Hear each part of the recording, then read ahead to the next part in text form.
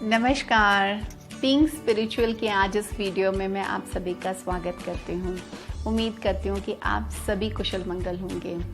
आज का टॉपिक जो है वो बहुत रेलेवेंट है आज के टाइम्स के साथ, just because it is related to the screen time watching. क्या वो बढ़ता जा रहा है? क्या हम सभी इसी प्रॉब्लम से जूझ रहे हैं? I think maximum number of parents आजकल के टाइम में बहुत ज़्यादा कंसर्न्ड है अपने बच्चों की इस हैबिट को लेके। ईदर इट इज़ टीवी और इट इज़ फ़ोन और आईपैड्स और any kind of a screen time watching that's increasing in 24 hours of a day. Day by day हम इस चीज़ की इस प्रॉब्लम से जब जूझ रहे हैं तो हम रियलाइज़ कर रहे हैं कि कितनी तरह से नेगेटिव इफ़ेक्ट्स डाल रही है हमारी आने वाली जनरेशन पे। बट इसके साथ ही हम सब ने अपने हथियार तो नहीं डाल दिए हैं बच्चों के आगे कि ये इसका कोई हमारे पास सोल्यूशन ही नहीं है, या हम जो भी सोल्यूशन निकालते हैं वो कारगर ही नहीं होते। तो चलिए हम सबसे पहले, जैसे मैं हमेशा स्पिरिचुअलिटी में बोलती हूँ, जब तक हम प्रॉब्लम को बहुत अच्छे से अंडरस्टैंड नहीं करते हम तब तक उसका सोल्यूशन नहीं निकाल सकते। तो हम इस प्रॉब्लम की डेप्थ में जाते हैं, इसको समझने की कोशिश करते हैं। टीवी और मोबाइल कहाँ से बच्चे की ज़िंदगी में एक मेन फैक्टर की तरह से उभर कर आया? क्या इस बारे में कभी हमने सोचा कैसे आदत डली और किसने ये आदत डाली? बैक में जाएं, थोड़ा सा पास्ट हिस्ट्री में जाएं और वहाँ अपने बच्चे को विजुअलाइज करें कि मेरा बच्चा जब टीवी और मोबाइल को नहीं जानता था और जब वो टीवी और मोबाइल के लिए एडिक्टेड हो गया। सबसे पहले आप इस चीज़ को जब सोचेंगे तो आप पाएंगे कि ये इग्नोरेंस में स्टार्ट ऑफ हुआ था। बच्चे अभी इग्नोरेंट थे, बच्चों को नहीं पता था टीवी मोबाइल इन सारी चीज़ों का एडिक्शन। और रादर मैं बच्चे भी नहीं बोलूँगी, मैं एडल्ट्स की भी बात करूँगी। किसी को कभी ये पता ही नहीं था कि कब हम उसके इतने एडिक्टेड हो जाएंगे कि अब हम उसके बिना रह ही नहीं पाएंगे। तो कहाँ से हमने उस चीज़ की शुरुआत की? और जब हम पुराने टाइम्स को देखते हैं तो वो सारे पुराने टाइम्स में इसके बिना भी सारी दुनिया चल रही थी और बहुत बेहतरीन ढंग से चल रही थी। बड़ी सारी प्रॉब्लम्स जो इस एडिक्शन से रिलेटेड थी वो प्रॉब्लम्स थी ही नहीं। तो अब जब हम इन सारी चीज़ों को विजुअलाइज करेंगे तो हम पाएंगे कि कहीं ना कहीं एक वैक्यूम था। लाइफ जब चल रही थी तो उसमें कुछ बहुत एंटरटेनमेंट की ज़रूरत हमें लगी, कुछ ऐसी चीज़ों की ज़रूरत लगी जिससे हम अपने खालीपन को भरें, जिससे हम जब बोर हो रहे हैं तो हम अपने लिए एंटरटेनमेंट लेकर आएँ। क्या वहाँ से इसकी शुरुआत नहीं हुई? एग्जैक्टली इसकी शुरुआत वहीं से हुई। हमने चाहे बाद में एक्सक्यूजेस देने शुरू किए कि we were bored, we were playing a game on mobile phone, we were bored, we were watching a TV serial, we were bored, we started watching a movie on the TV. हमें general knowledge enhance करना था, हमने TV channel के ऊपर news को सुनना शुरू कर दिया। और ऐसे अनगिनत चीज़ें आप पाएंगे कि जो लोग देखते हैं टीवी के एडिक्टेड हैं या मोबाइल फ़ोन के एडिक्टेड हैं, वो ये सारी बातों को दोहराते हैं, एक बार नहीं बार बार। और वो अपने माइंड को भी इस तरह से सेट कर लेते हैं कि ये एक्चुअली नेसेसिटी है, टीवी और मोबाइल हमारी नेसेसिटी है। मगर क्या इतने नंबर ऑफ आवर्स के लिए वो हमारी नेसेसिटी है? हमारा वॉच टाइम है तो है कितना? क्या हमने उसको एनालाइज किया कभी कि कितनी देर के लिए मुझे उसको वॉच करना था? इसको सोचे बगैर, इसको एक इम्पॉर्टेंट क्वेश्चन माने बगैर हमने सिंपल एक आंसर रेडी रखा है कि it was my necessity, I was using it. कितना गलत है हम। अब बात करते हैं कि इसका क्या इम्पैक्ट पड़ रहा है हमारे खुद के ऊपर। इन सारी मोबाइल और जो टीवी स्क्रीन्स या ऐसी जो भी हम विजुअल्स देख रहे हैं उसका किस तरह से नेगेटिव कितना बड़ा इम्पैक्ट पड़ रहा है। सबसे पहले अगर हम फिजिक की बात करें, हम फिजिकल नेगेटिव इफेक्ट्स की बात करें, these days we have tired eyes. Mind की जो सबसे बड़ी फैकल्टी हम जानते हैं जिससे हमारी पूरी बॉडी फंक्शनिंग करती है प्रॉपरली, जो सारी इंस्ट्रक्शंस हमारे बॉडी के सारे ऑर्गन्स को सेंड करते हैं, उस माइंड को हम किस तरह से कैप्चर्ड कर लिया है टीवी और मोबाइल ने। तो यहाँ पर ये समझना बहुत ज़रूरी है कि हम अपने टाइम को किल तो कर ही रहे हैं, लेकिन उसके जो नेगेटिव इम्पैक्ट्स हैं वो हमारे फिज़िक के ऊपर न्यूमरस हैं। जो अनगिनत साइड इफ़ेक्ट्स हैं वो हमारी बॉडी के ऊपर इफ़ेक्ट डाल रहे हैं। टीवी पे बहुत सारी एडवर्टाइजमेंट्स आती हैं, उन एडवर्टाइजमेंट्स का बहुत ज़्यादा नेगेटिव इम्पैक्ट पड़ता है। आप पाएंगे कि बच्चे जब टीवी मोबाइल फ़ोन्स बहुत देर तक देखते हैं तो उनको ऐसे लगता है कि हंगर का फैक्टर हो रहा है, लेकिन वो हंगर जो है वो प्रॉपर एपेटाइट नहीं होता है बच्चे का, वो एक स्नैक टाइम होता है।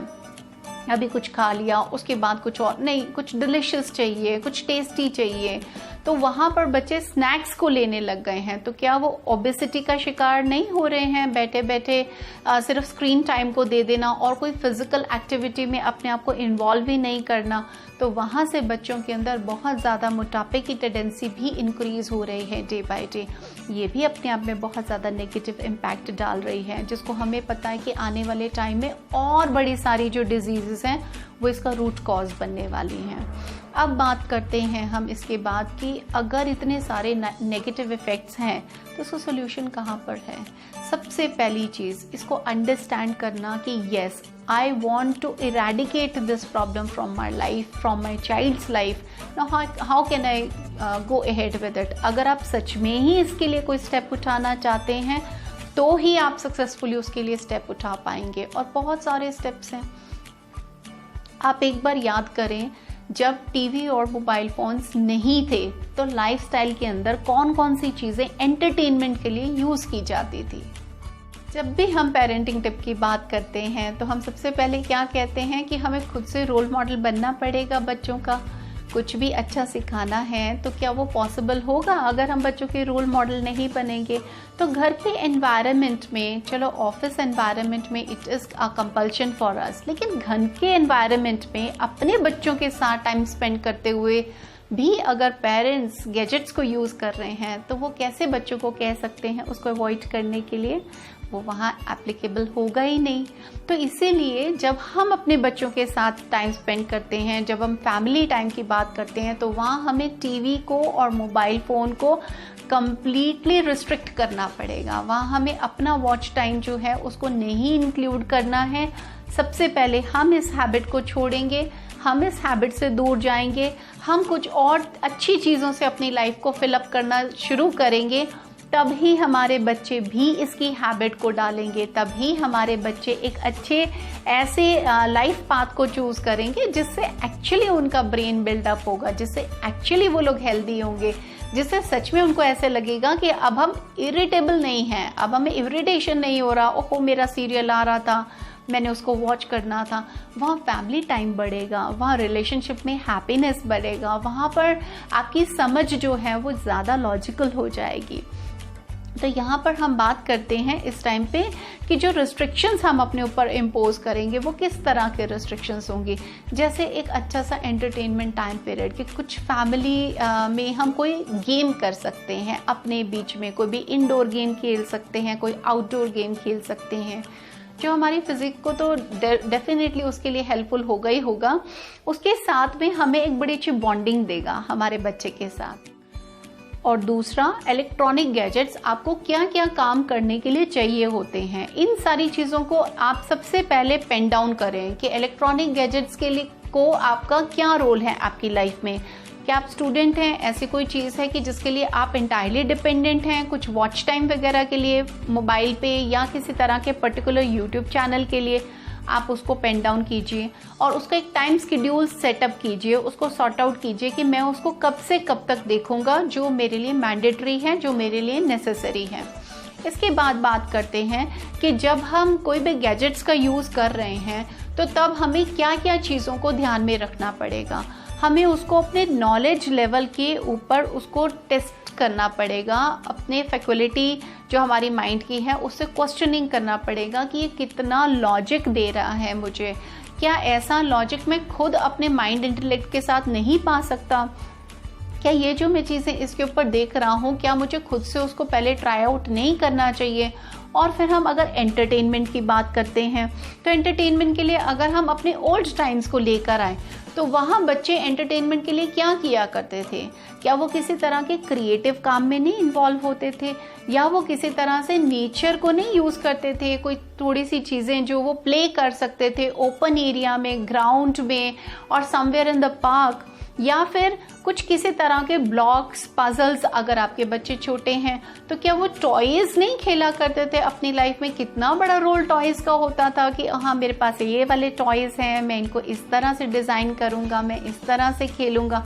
तो क्या टॉयज़ और इन सारी चीज़ों को लेकर अगर उस टाइम वो पैशनेट थे तो वो आज के टाइम में नहीं हो सकते? हो सकते हैं, लेकिन हमने गैजेट्स को वहाँ पर बच्चों के हाथों में पकड़ा दिया। तो सबसे बड़े डिफ़ॉल्टर कहीं ना कहीं पेरेंट्स तो नहीं हैं।